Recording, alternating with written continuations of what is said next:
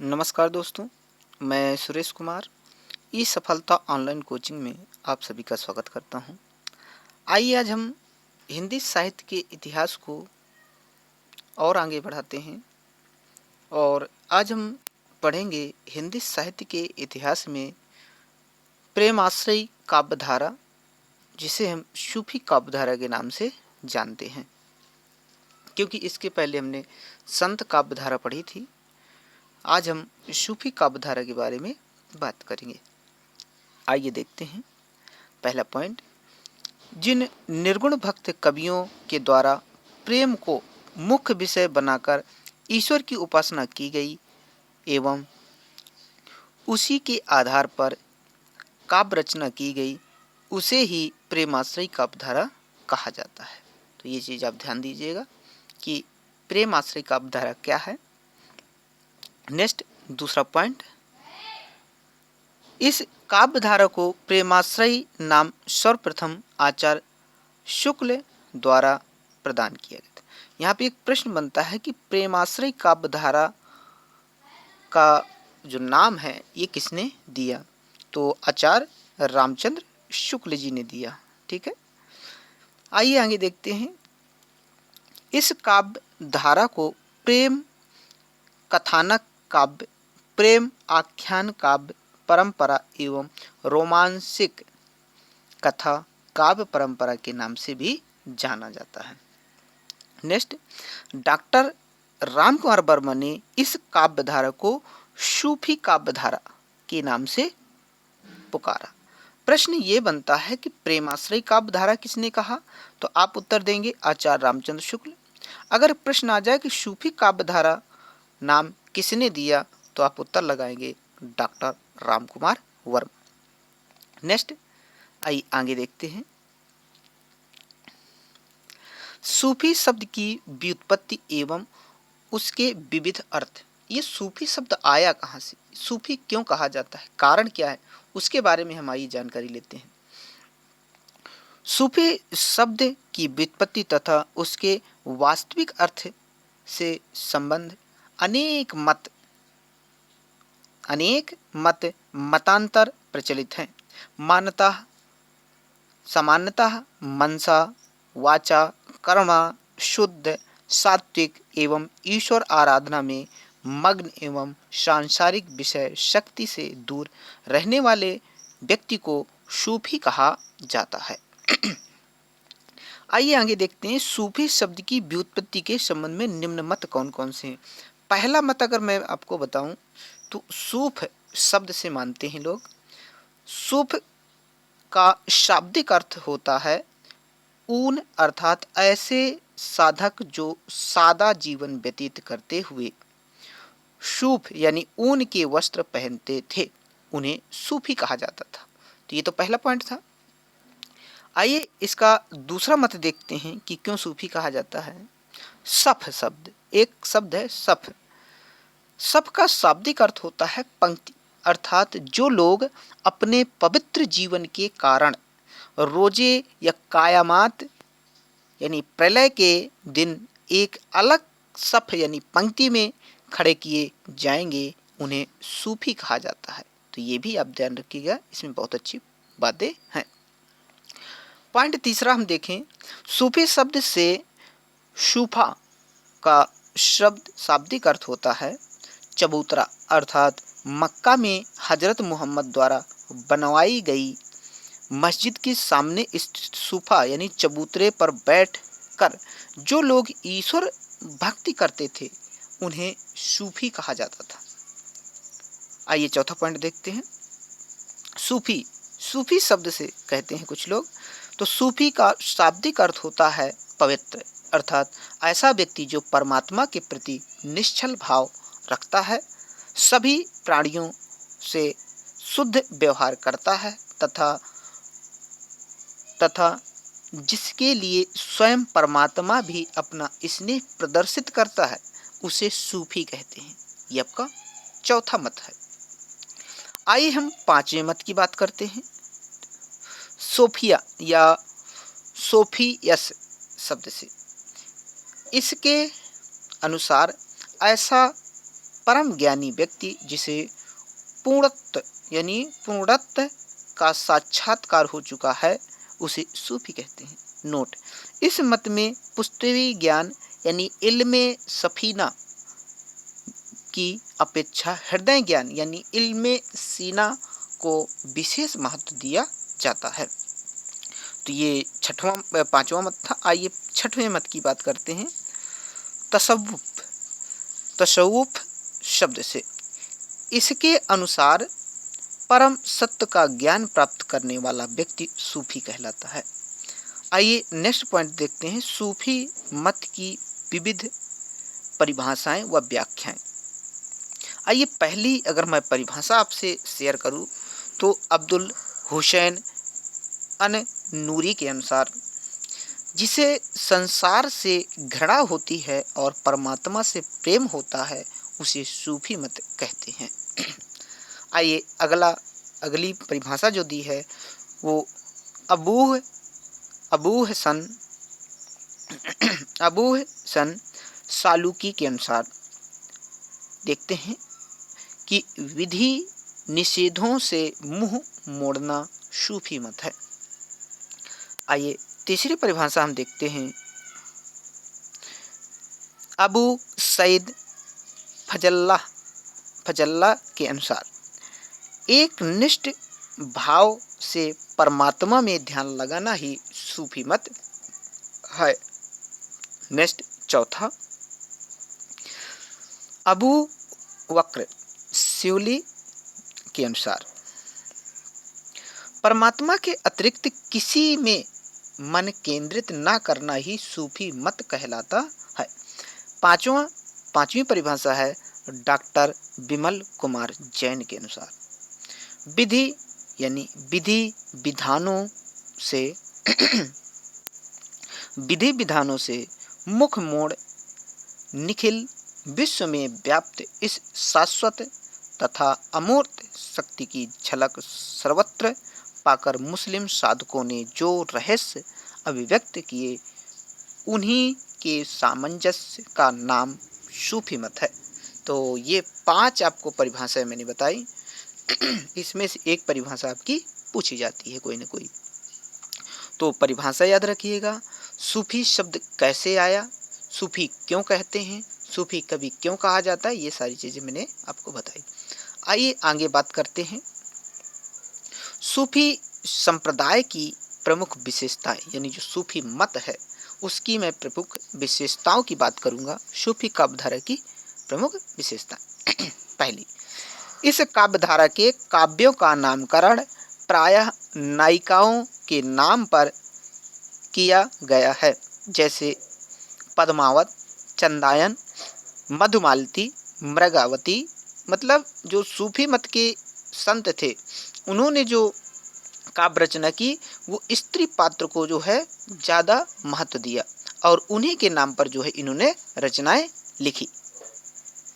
आइए दूसरा पॉइंट देखते हैं। इस काव्य धारा में प्रेम तत्व की प्रधानता है।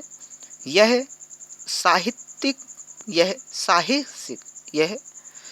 साहसिक प्रेम कथाओं पर आधारित काव्य धारा है। आइए तीसरा पॉइंट देखते हैं। इस काव्य धारा में भारतीय लोक संस्कृति व लोक जीवन का स्वाभाविक चित्रण किया गया है। चौथा पॉइंट, इस काव्य धारा में खंडन मंडन की प्रवृत्ति का अभाव पाया जाता है। पॉइंट 5, इस काव्य धारा के अधिकतर कवि मुसलमान हैं, पर काव्यों का कथानक हिंदू नायक नायिकाओं के चरित्र पर आधारित है। आइए अगली विशेषता देखते हैं। 6वें नंबर की 6वीं विशेषता, इस काव्य धारा में प्रकृति के अनेक रूपों का मनोहारी चित्रण किया गया है। 7वीं विशेषता, इसमें प्रबंधात्मक कथा काव्यों का लेखन अधिक किया गया है। 8वां, काव्य में अवधी भाषा व मसनवी शैली का अधिक प्रयोग किया गया है।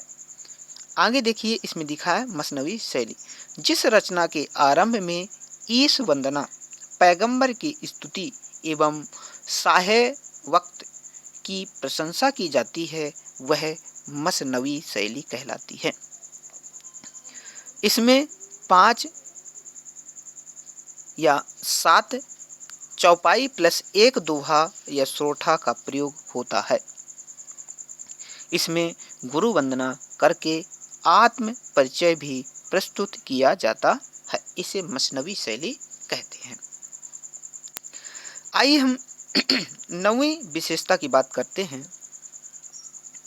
इस काव्य धारा में नारी के अपूर्व शौर्य का वर्णन किया गया है। 10वां, इसमें वियोग श्रृंगार रस की प्रधानता है। 11वां, संत काव्य धारा की तरह इस काव्य धारा में भी गुरु को अधिक महत्व प्रदान किया जाता है। यह संत काव्य एवं सूफी काव्य दोनों की समान विशेषता, यही एक ऐसी विशेषता है कि गुरु को महत्व देना ये संत काव्य धारा और सूफी काव्य धारा को एक करती है।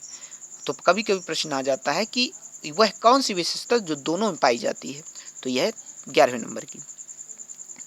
आइए आगे बात करते हैं। सूफी काव्य धारा का सर्वप्रथम कवि। यहाँ से एक प्रश्न आपका आएगा, आप जरूर ध्यान दीजिएगा। पहला है आचार्य रामचंद्र शुक्ल के अनुसार कुतुबन है। आचार्य हजारी प्रसाद द्विवेदी के अनुसार सूफी काव्य धारा के प्रथम कवि ईश्वरदास हैं। डॉक्टर नगेंद्र के अनुसार असाइथ हैं। डॉक्टर गणपति चंद्र गुप्त के अनुसार असाइथ हैं। डॉक्टर राम कुमार वर्मा के अनुसार मुल्ला दाऊद हैं। आइए सर्वभौमान मत देखते हैं। चंदायन के रचनाकार मुल्ला दाऊद को प्रथम सूफी कवि के रूप में स्वीकार किया जाता है। अगर प्रश्न आता है कि सूफी के प्रथम कवि कौन है, तो आप मुल्ला दाऊद लगा सकते हैं। अगर किसी व्यक्ति का नाम नहीं दिया तो, अगर डॉक्टर राम कुमार वर्मा के अनुसार पूछे तो भी मुल्ला दाऊद, बाकी अगर किसी के अनुसार पूछ ले, रामचंद्र शुक्ल के अनुसार, तो आप कुतुबन लगाएंगे, नगेंद्र के अनुसार असाइत लगाएंगे। तो ऐसा आप ध्यान दीजिएगा। आइए नेक्स्ट बात करते हैं सूफी मत के संप्रदाय। सूफी मत में निम्नलिखित 4 संप्रदाय प्रचलित हैं, जिनके प्रवर्तक एवं प्रवर्तन काल निम्नानुसार हैं। आइए कुछ संप्रदाय थे जो सूफी मत को आगे बढ़ाया, और ये संप्रदाय 4 प्रकार के सूफी मत हैं, यानी 4 संप्रदाय हैं। पहला है चिश्ती संप्रदाय, जिसके प्रवर्तक माने जाते ख्वाजा मोइनुद्दीन चिश्ती, और इसके जो प्रवर्तक यानी प्रवर्तन काल जो है ये 12वीं शताब्दी है। दूसरे हैं आपके सुहरावादी संप्रदाय, जो सुहरावर्दी संप्रदाय है, इसके जलालुद्दीन खुर्सपोश थे, यानी खुर्सपोश इनके जो है प्रवर्तक थे, और इसका जो समय माना है 13वीं शताब्दी। तीसरे नंबर पर आता है कादरी संप्रदाय। इसके जो प्रवर्तक थे वो हैं अबुल कादिर जिलानी, और इसका संप्रदाय जो आया है ये 15वीं शताब्दी के आसपास है। एक आता है नक्शबंदी संप्रदाय। इसके जो प्रवर्तक हैं वो हैं ख्वाजा अलाउद्दीन नक्शबंदी, ये 16वीं शताब्दी में आए। सबसे पहला संप्रदाय कौन सा था? चिश्ती संप्रदाय। सबसे बाद का संप्रदाय कौन सा है? नक्शबंदी संप्रदाय। इनको जरूर याद रखिए, एक प्रश्न यहाँ से भी पूछते हैं सूफी से अगर प्रश्न उठाते हैं तो। आइए आगे बात करते हैं सूफी साधना की अवस्थाएं। ये अवस्थाएं क्या थी? सूफी साधना की अवस्थाएं। सूफी साधना के अंतर्गत साधक की निम्न 4 अवस्थाएं मानी जाती हैं। नंबर 1 शरीयत यानी नासूत, धर्म ग्रंथों के विधि निषेधों का सम्यक पालन करना। दूसरा है इसमें तरीकत, इसे मलकूत भी कहते हैं, और इसका जो मतलब होता है वो है शुद्ध हृदय से ईश स्मरण व ध्यान करना। आइए आगे देखते हैं।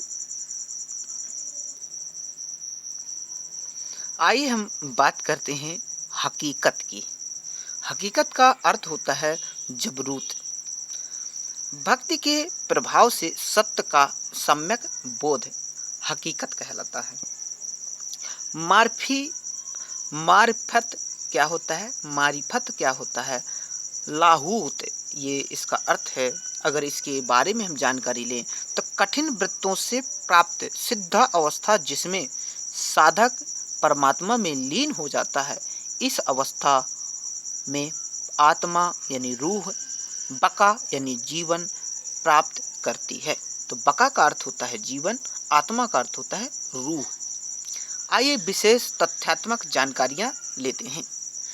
पहली जानकारी है इसमें कि भारत में सूफी लोगों या सूफी मत का आगमन 12वीं शताब्दी में हुआ माना जाता है, यानी चिश्ती संप्रदाय से।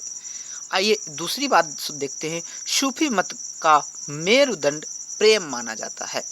जैसे संत का जो था वो किसके सामाजिक ज़्यादा झुकाव था, इसमें प्रेम था और वो निर्गुण थे। आइए आगे बात करते हैं। सूफी मत में राबिया नामक एक कवित्री भी हुई है। याद रखिएगा, सूफी कवित्री कौन है? राबिया। नेक्स्ट, समासोक्ति सूफी कवियों का सबसे प्रिय अलंकार माना जाता है। इस आधार पर आचार्य शुक्ल ने पद्मावत काव्य को ही समासोक्ति उपनाम दे डाला है। क्योंकि अगर प्रश्न ये आता है कि पद्मावत को समासोक्ति किसने कहा, तो आचार्य रामचंद्र शुक्ल। नेक्स्ट, सूफी कवि मानवीय प्रेम इश्क मजाजी को देवी प्रेम इश्क हकीकी की सीढ़ी कहकर पुकारते हैं। आइए आगे बात करते हैं सूफी के बारे में। सूफी मत के अनुसार ईश्वर एक है और उसे हक कहा जाता है।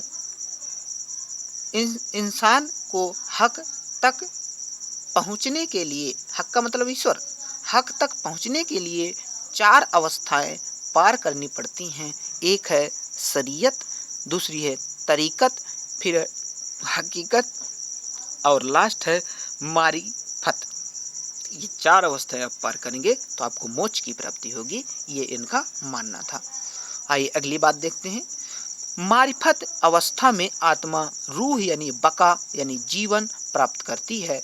बका की स्थिति में वास्तविक प्रेम यानी इश्क की कल्पना की जा सकती है। बका में ही आत्मा अनल हक की अधिकारिणी बनती है। नेक्स्ट, अद्वैतवादियों की तरह सूफी साधक भी इंसान और हक यानी ईश्वर में अंतर नहीं मानते। नेक्स्ट, सूफी मत में ईश भावना स्त्री के रूप में स्वीकार की गई है, जबकि भारतीय परंपरा में ईश भावना को पुरुष रूप में स्वीकार किया गया है। नेक्स्ट, अगली बात देखते हैं।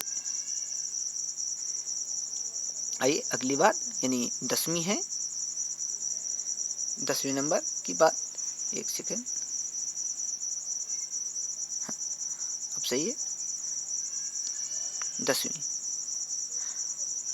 हकीकत अवस्था में वह अनल हक अहम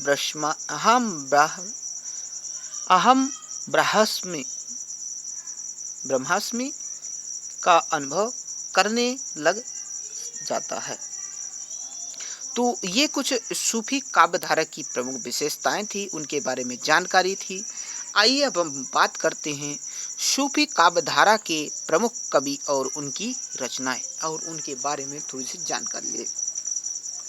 मैंने पहले बताया था, जैसा कि आपको जानकारी भी है, कि सूफी काव्यधारा के प्रतिनिधि कवि मलिक मोहम्मद जायसी हैं। तो सबसे पहले हम आज पढ़ेंगे मलिक मोहम्मद जायसी। मलिक मोहम्मद जायसी जी का जन्म हुआ था 1492 ईस्वी। मृत्यु इनका जो हुई थी वो 1542 ईस्वी। जन्म था इनका जायस, इसीलिए इन्हें जायसी कहा जाता है। नोट, जायस नामक स्थान से संबंधित होने के कारण इनका नाम जायसी पड़ा। गुरु की बात अगर मैं करूं, सूफी फकीर शेख मुहिदी यानी मुहिउद्दीन सैयद अशरफ शेख बुरहान थे। प्रमुख रचनाएं की बात करें, पहली है पद्मावत महाकाव्य जो अवधी भाषा में लिखी गई है। अखरावट, आखिरी कलाम, चित्ररेखा लघु प्रेमाख्यान है। कहरनामा और मसलनामा ये प्रमुख रचना है। एक रचना यहाँ से पूछी जाती है सूफी काव्य धारा से, अगर पूछेंगे तो। आइए आगे बात करते हैं। विशेष तथ्य पद्मावत रचना के संबंध में। पहला, इसका रचना काल 1540 ईस्वी हिजरी सम्मत 947 माना जाता है। नेक्स्ट, आचार्य रामचंद्र शुक्ल ने इस रचना को हिंदी साहित्य का प्रथम बड़ा महाकाव्य माना है। नेक्स्ट, महाकाव्य श्रेणी की इस रचना का विभाजन 57 खंडों में किया गया है। जैसे रामचरितमानस के कितने भाग हैं? 7 कांड हैं, इसमें 57 खंड हैं, याद रखिएगा। आइए आगे बात करते हैं। इसे सूफी काव्य परंपरा का पौढ़तम काव्य माना जाता है। नेक्स्ट, इसमें चित्तौड़ के राजा रतन सेन एवं सिंघल द्वीप श्रीलंका की राजकुमारी पद्मावती के प्रेम विवाह का विवाह उत्सव जीवन का मार्मिक चित्रण किया गया है। नेक्स्ट, इसकी कथा वस्तु को 2 भागों में बांटा जा सकता है। आइए देखते हैं वो 2 भाग कौन कौन से हैं। पहला भाग है इसका पूर्वार्ध भाग, जिसे रतन सेन पद्मावती की विवाह तक की कथा है। दूसरा है उत्तरार्ध भाग, जिसमें विवाहोत्तर जीवन की कथा दी गई है। नेक्स्ट, आलोचक पूर्वार्ध भाग को कल्पना प्रसून एवं उत्तरार्ध भाग को ऐतिहासिक मानते हैं। नेक्स्ट, डॉक्टर हरदेव बाहरी द्वारा रचित प्राकृत साहित्य का इतिहास ग्रंथ के अनुसार इस रचना का मूल स्रोत प्राकृत में रचित रत्न शेखर कथा को माना जाता है। किसके अनुसार? हरदेव बहारी के अनुसार माना गया है। नेक्स्ट, अगर मैं पद्मावत की अगली विशेषता देखूं, पद्मावत में विभिन्न पात्र विभिन्न दार्शनिक तत्वों के भी प्रतीक हैं। इस दृष्टि से इसे रूप काव्य यानी रूपक काव्य भी कहा जाता है। रूपक का मतलब होता है संस्कृत में नाटक। नेक्स्ट, प्रतीकार्थों का संकेत रचना में अंत में स्वयं कवि जायसी के द्वारा निम्नानुसार दिया गया है। इन्होंने दोहा दिया है, तन चितौर मन राजा कीन्हा, अहि सिंघल बुद्धि पद्मनी चिन्हा, गुरु सुवा जेई पंथ दिखावा, बिनु गुरु जगत को निर्गुण पावा। आगे दिया है, नागमती यह दुनिया धंधा, बाचा सोई ना एही चित बंधा, राघो दूत सोई शैतानु, माया अलाउद्दीन सुल्तानु। अगर आप इन पंक्तियों को याद कर लें तो मैं गारंटी लेता हूं कि आपका एक भी प्रश्न पात्रों से नहीं छूटेगा। आइए हम पात्र देखते हैं इस पंक्ति के आधार पर। तो सबसे पहले आया है चित्तौड़। चित्तौड़ जो था ये तन है, मानो प्रतीक के रूप में शरीर। दूसरा है सिंघल द्वीप, जिसे हम श्रीलंका कहते हैं, वो हृदय का प्रतीक है। इसके बाद राजा रतन सेन नायक है, जो मन या योगी साधक है, मन का प्रतीक है। इसके बाद रानी पद्मावती, जिसे नायिका हम लोग कहते हैं, ये सात्विक बुद्धि है। और रानी नागमती अगर मैं देखें हम बात करें, जिसे सह नायिका के रूप में जाना जाता है, तो ये सांसारिक बुद्धि है। और हीरामन तोता की बात करें तो ये गुरु का प्रतीक है। राघव चेतन, जहाँ सभा पंडित की बात आए, ये शैतान है। और लास्ट में अगर बात करें अलाउद्दीन खिलजी, तो अलाउद्दीन खिलजी एक प्रकार की माया का प्रतीक है। यहाँ से एक प्रश्न पूछ लेते हैं टीजीटी, पीजीटी और यूजीसी नेट में। आइए, कभी कभी प्रश्न आता है इनमें से कौन नहीं है, कभी कभी आता है इनमें से कौन है। आइए आगे बात करते हैं। आइए नोट देखते हैं।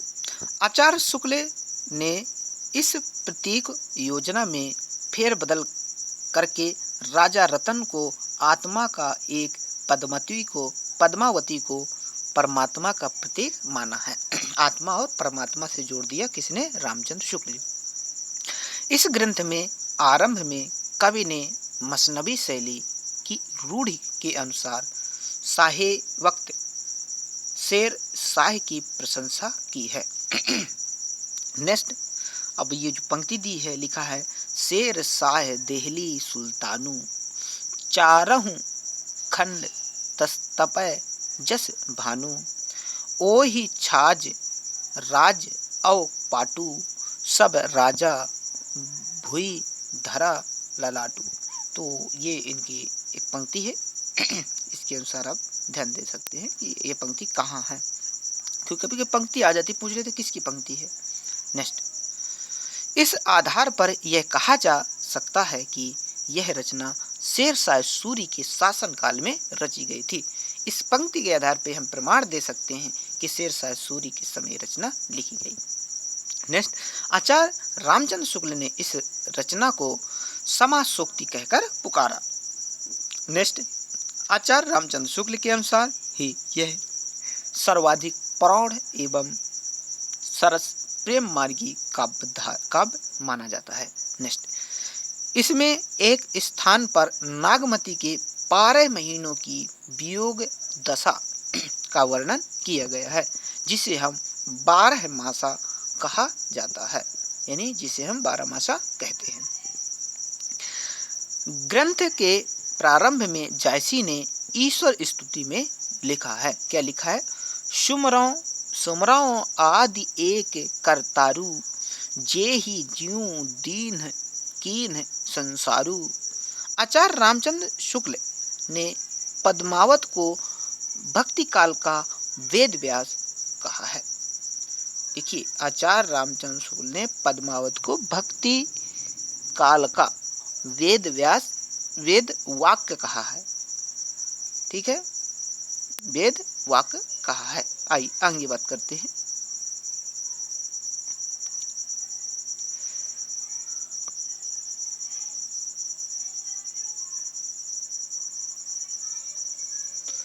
चलिए, अखरावट की अगर मैं बात करूं थोड़ी सी अखरावट के बारे में, तो इस रचना में वर्णमाला के प्रत्येक अक्षर को लेकर सूफी मत के सिद्धांतों का वर्णन किया गया है। दूसरा, चौपाई छंद का प्रयोग हुआ है। आखिरी कलाम रचना के संबंध में अगर बात करें हम, तो देखते हैं कि इस रचना में रोजे कयामत प्रलय के दिन का वर्णन किया गया है, और कभी कभी आ जाता है कयामत का वर्णन किसी आखिरी कलाम में। और अगर मैं अगली विशेषता देखूं, तो यह रचना बाबर के शासनकाल में रची मानी जाती है। तो हम प्रमुख कवि को देख रहे थे, सूफी काव्यधारा के मलिक मोहम्मद जायसी को। आइए हम सूफी काव्यधारा के कुछ प्रमुख रचनाएं देखेंगे और उनके रचनाकार देखेंगे। हंसावली असाइद की रचना है और समय है इसका 1370 ईस्वी और भाषा है राजस्थानी हिंदी। डॉक्टर नगेंद्र असाइद को ही प्रथम सूफी कवि मानते हैं। दूसरा है चंदायन, इसके रचनाकार जो है मुल्ला दाऊद। इसका समय है 1379 ईस्वी, अवधी भाषा में लिखी गई है। डॉक्टर रामकुमार वर्मा इसे प्रथम सूफी काव्य मानते हैं और इनका नायक लोर यानी लोरिक है। नेक्स्ट आइए, लखम सेन, इनके जो रचनाकार हैं वो है दामो या दामोदर और इनका समय था 1459 ईस्वी और राजस्थान भाषा में लिखी गई रचना मानी जाती है। सत्यवती कथा ईश्वरदास की रचना है और इसका समय है 1501 ईस्वी, ये भी अवधी भाषा में लिखी गई रचना मानी जाती है। अगर इसकी थोड़ी विशेषता की बात करें, यह अवधि की प्रथम रचना मानी जाती है शुक्ल के अनुसार। दूसरी इसकी विशेषता, इसका नायक ऋतुपर्ण है। और तीसरी विशेषता, आचार्य रामचंद्र शुक्ल इस सूफी काव्य माना है। नेक्स्ट, अगर मैं अगली बात करूं मृगावती की, तो ये कुतुबन की रचना है। समय है 1503 ईस्वी, अवधी भाषा में लिखी गई है। और विशेषता अगर मैं देखूं, आचार्य शुक्ल इसे ही प्रथम सूफी काव्य मानते हैं। मृगावती को कौन मानते हैं? रामचंद्र शुक्ल। कुतुबन के गुरु का नाम शेख बुरहान है। नेक्स्ट, छठवां पॉइंट, माधवानल गणपति इसके कवि हैं और रचना है ये 1527 ईस्वी की। भाषा है राजस्थानी। अगर विशेषता की बात करूं मैं माधवानल की, तो इस नाम से निम्न दो लेखकों ने रचनाकार किया है। एक कुशल लाभ जो 1556 में, और दूसरा लिखा है आलम 1584 में।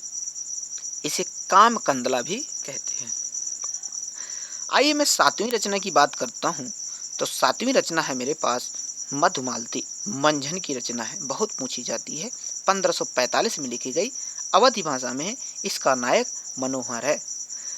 नेक्स्ट, रूप मंजरी नंददास की रचना है, 1568 में लिखी गई, ब्रज भाषा की यह रचना है।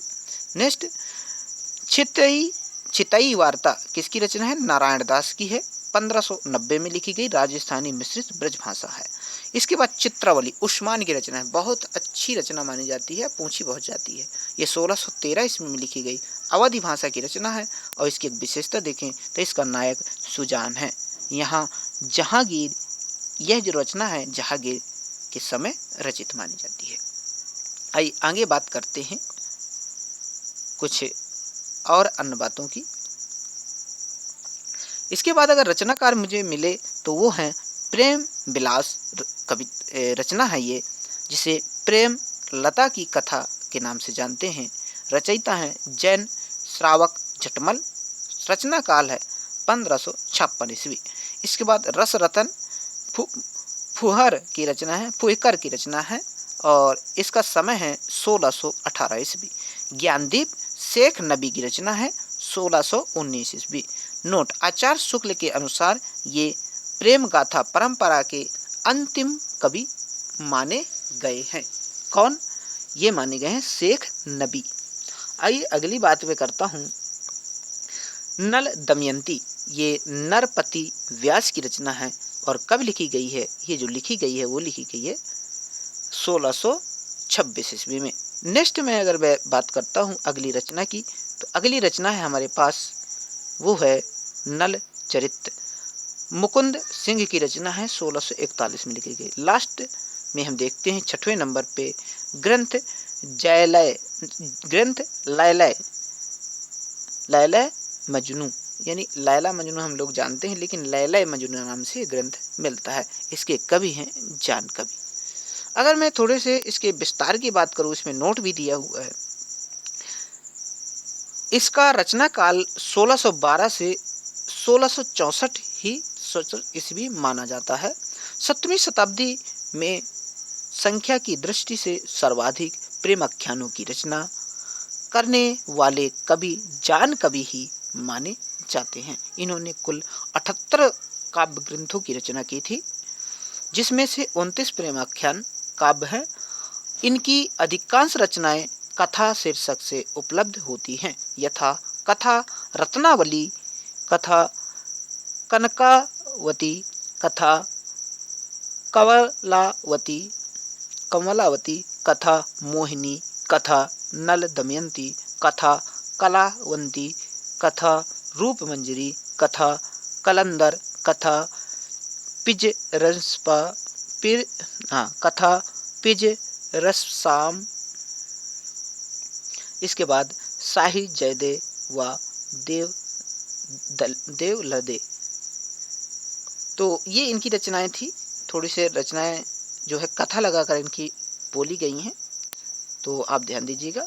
आइए हम अगली रचना की बात करते हैं इंद्रावती। ये नूर मोहम्मद की रचना है। ये 1744 ईस्वी में लिखी गई। नोट में देखिए, आचार्य रामचंद्र शुक्ल इस ग्रंथ को सूफी पद्धति पर अंतिम ग्रंथ मानते हैं। दूसरा पॉइंट दिया है, इनका एक अन्य ग्रंथ है अनुराग बासरी। नूर मोहम्मद की अनुराग बासरी पर पूछी जाती है, 1764 ईस्वी में लिखी गई थी। अगर मैं इसका नाम से फारसी भाषा में रचित है, यानी अनुराग बासरी जो है किस भाषा में है, फारसी भाषा में है।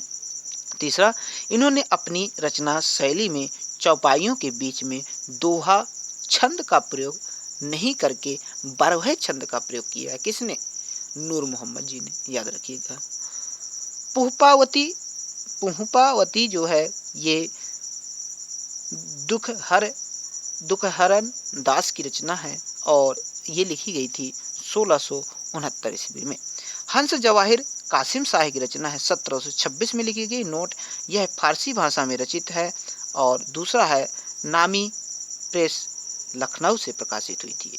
नेक्स्ट है यूसुफ जुलेखा, ये शेख निसार की रचना है, 1790 में आई।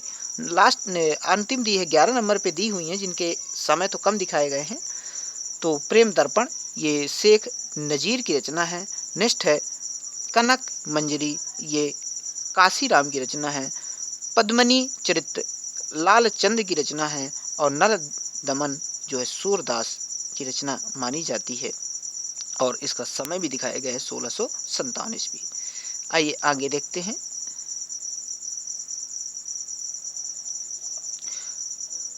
अगर नोट भी मैं थोड़ी सी इसमें दिखा दूं, ये अष्टचापी सूरदास के भिन्न कवि हैं। याद रखिए, वो सूरदास नहीं जो कृष्ण काव्यधारा में थे, जो अष्टचाप में है। तो ये सूरदास अलग है नल दमन के। इसके बाद माधवानल नाटक है, केसी का लिखा हुआ है 1660 में। और चंद्र कुंवर बात हंस कवि की रचना है 1693 ईस्वी में। उषा चरित्र है जन कुंज और 1780 ईस्वी में। नेक्स्ट है नल दमयंती चरित्र सेवा राम की रचना है, 1796 ईस्वी। नेक्स्ट है 19 नंबर की जो है उषा अनिरुद्ध, ये जीवनदास नागर की रचना है, 1829 ईस्वी में। और उषा अनिरुद्ध की रचना है मुरली दास, ये 1881 की रचना है।